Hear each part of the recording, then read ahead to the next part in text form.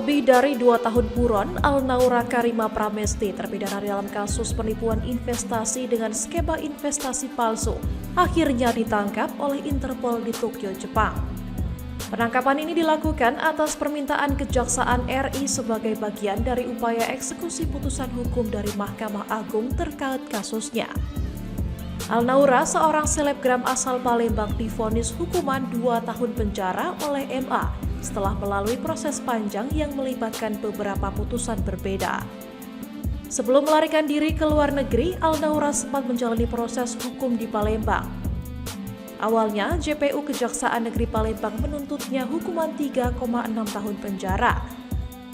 Namun pada sidang di Pengadilan Negeri Palembang, hakim menjatuhkan vonis 2,6 tahun penjara. Alnaura mengajukan banding ke Pengadilan Tinggi Palembang yang membebaskannya dari seluruh dakwaan.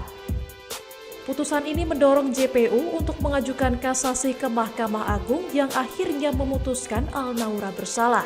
Ia akhirnya dijatuhkan hukuman penjara 2 tahun.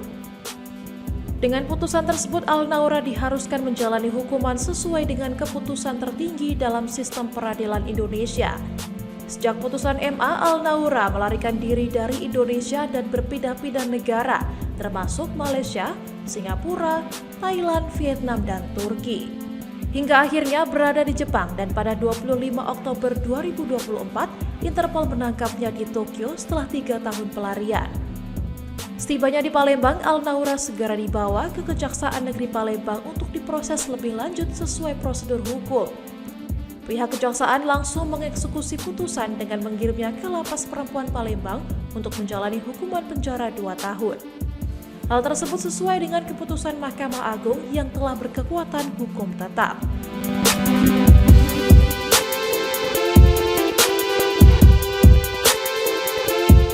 Kenapa kok tidak ditangkap, Pak? Padahal orang ini aktif di TikTok. Ya karena yurisdiksinya di luar Indonesia, jadi ada prosedur yang harus kita lalui. Kemudian ada selentingan katanya berita bocor segala macam, kita diamini itu tidak ada. Ya, karena kita selalu memantau